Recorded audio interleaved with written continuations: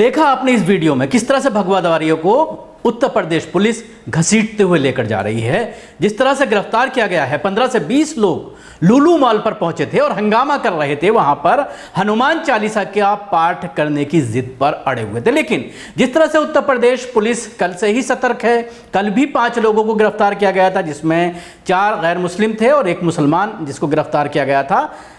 इन 5 की गिरफ्तारी के बाद लुलु मॉल में एक बदलाव ये देखने में आया कि वहां पर जहां पर नमाज पढ़ी गई थी, बुधवार को जो वीडियो वायरल हुआ था नमाज पढ़ने का, वहां पर अब एक बोर्ड लगा दिया गया है कि यहां पर किसी भी तरह की पूजा पर्ता करना सही नहीं है, ठीक नहीं है और उसके खिलाफ कानूनी कार्रवाई की जाएगी अगर कोई ऐसी हरकत करता है। इसके साथ ही लुलु मॉल के जरिए बाकायदा FIR दर्ज कराई गई है अज्ञात लोगों के खिलाफ, लेकिन ये मामला काफ़ी आगे निकल गया है। इसको लेकर के तरह तरह की चीज़ें सामने आ रही हैं। ख़ासतौर से हिंदू और मुसलमान सोशल मीडिया पर इस पूरे मामले को लेकर ये बहस छिड़ गई है कि क्या किसी पब्लिक प्लेस पर, ख़ासतौर से मार्केट में, मॉल के अंदर, चाहे वो किसी मुसलमान के ज़रिए बनाया गया हो, चाहे वो कोई सरकारी इमारत हो, क्या वहाँ पर नमाज अदा की जा सकती है।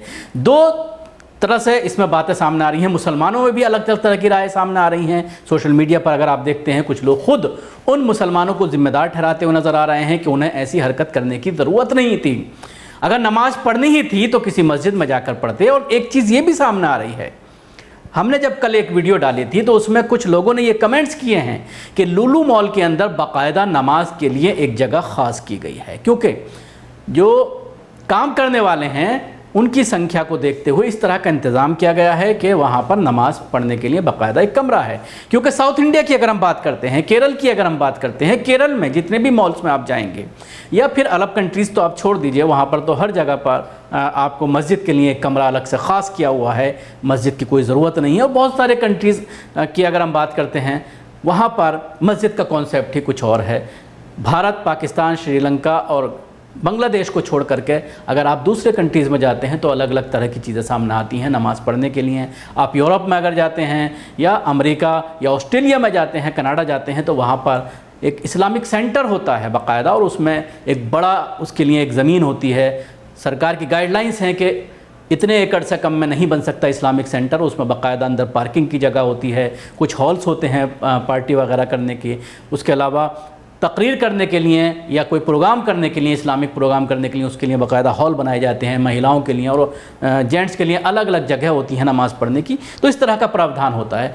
और बहुत सारे कंट्रीज़ में ऐसा है कि मस्जिद कोई ख़ास नहीं होती, बल्कि अपार्टमेंट्स के अंदर ही, सिंगापुर, मलेशिया की अगर आप बात करते हैं तो अपार्टमेंट्स में ही कोई मस्जिद बाकायदा बाहर से आपको नहीं लगेगा कि यहाँ पर नमाज़ पढ़ी जाती है, लेकिन अपार्टमेंट के अंदर एक फ्लोर फिक्स कर दिया जाता है और उसमें नमाज अदा की जाती है।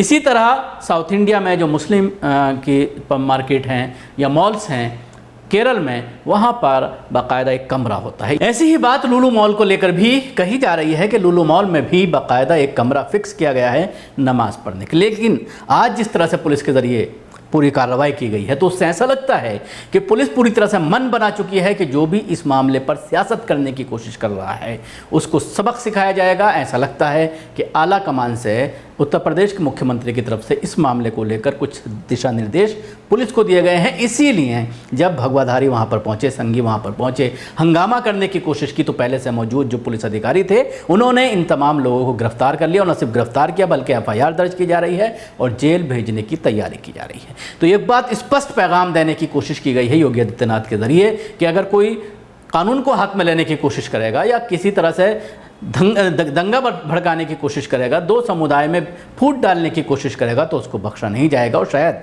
यही वजह है कि लुलु मॉल का जो इनॉग्रेशन 1 हफ्ता पहले पिछले रविवार को योगी आदित्यनाथ के ज़रिए, उत्तर प्रदेश के चीफ मिनिस्टर के ज़रिए किया गया था, उस पर भी कहीं ना कहीं लोग सवाल खड़ा कर रहे हैं। और इस मामले में अगर हिंदूवादी संगठनों की बात करते हैं, सोशल मीडिया पर अगर आप इस मामले को लेकर देखते हैं तो कुछ लोग योगी आदित्यनाथ को भी निशाना बना रहे हैं। निशाना यूँ बनाया जा रहा है कि एक बड़े मुस्लिम बिजनेसमैन के मॉल को लखनऊ में, यानी प्रदेश की राजधानी में, उत्तर प्रदेश की राजधानी में इतना बड़ा कॉम्प्लेक्स बनाने की इजाज़त क्यों दी, इसको लेकर भी सवाल खड़े किए जा रहे हैं।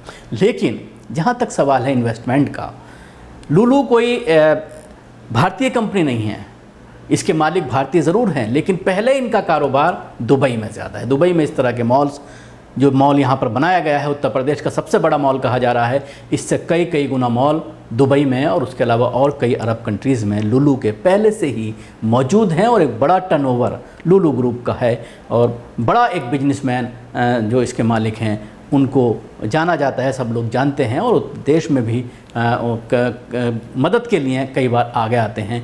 5 करोड़ रुपया भी कोविड के दौरान ही उत्तर प्रदेश सरकार को, चीफ मिनिस्टर को एक चेक उनके ज़रिए सौंपा गया था आर्थिक मदद के तौर पर उनके फंड के लिए। तो जाहिर सी बात है, चाहे किसी भी धर्म का कोई हो, अगर बिजनेस की बात आती है, इन्वेस्टमेंट की बात आती है, तो कोई भी देश का प्रधानमंत्री हो, जिम्मेदार हो या प्रदेश का मुखिया हो, मुख्यमंत्री हो, वो उनका स्वागत करते हैं। लेकिन इस पूरे मामले पर जिस तरह से महाभारत हो रही है, ख़ुद मुसलमानों में दो पहाड़ नज़र आ रहे हैं कि नमाज़ पढ़नी चाहिए नहीं पढ़नी चाहिए।